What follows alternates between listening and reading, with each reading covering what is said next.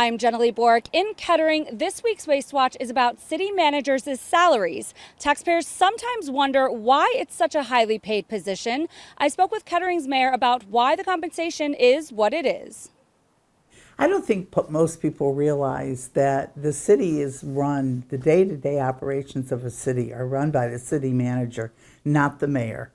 I couldn't begin to do his job. Conversations about where taxpayers' money goes can start anywhere, sometimes in social media posts. A simple post like this, showing the salaries of Kettering's employees, received comments ranging from the normalcy of the pay to people saying they're taxed too much. Kettering City Council approved a 3% salary increase earlier this year for City Manager Matthew Greason.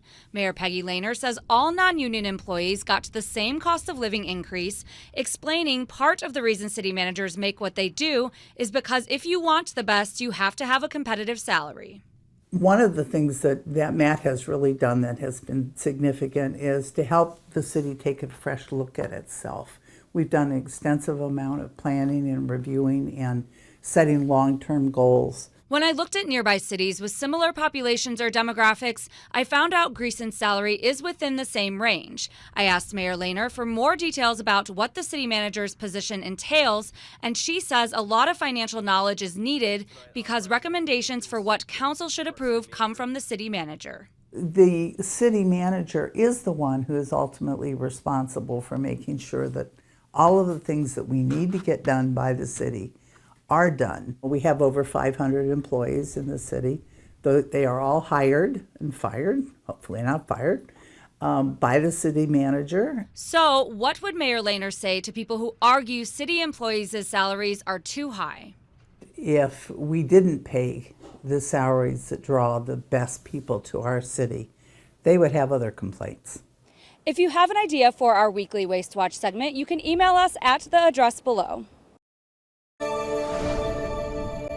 I'm Jenilee Borek in Miami Township. An investigation is underway into the township's fiscal officer. Robert Matthews is accused of trying to use the township's money to buy gold coins. Here's what we know right now.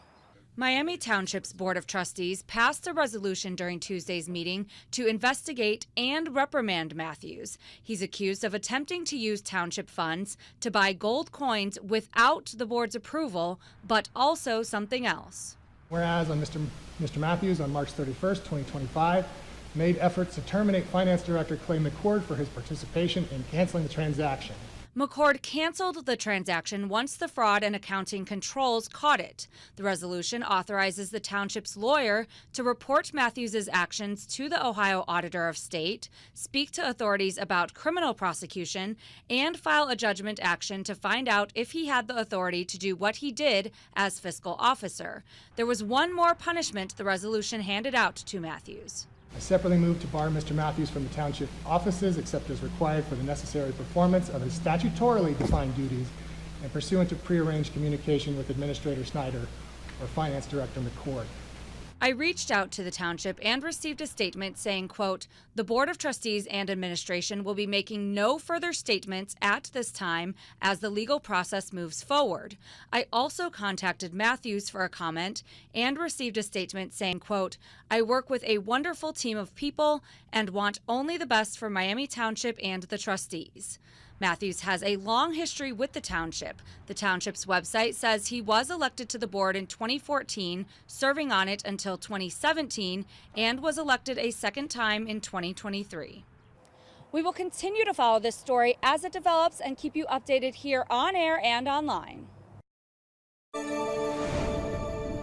New court documents in a federal civil complaint are revealing more about an investigation that started in 2019 into Fuyao Glass America and its alleged associates. The documents say a sophisticated money laundering organization was operating in the Dayton area and beyond. Here's what we've learned so far.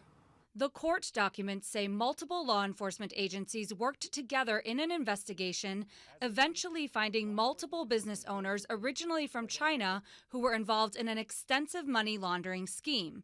Approximately 40 entities were created to help provide Fuyao Glass America and other businesses with a labor force made up of individuals, mostly Chinese and Hispanic, who are in the U.S. illegally.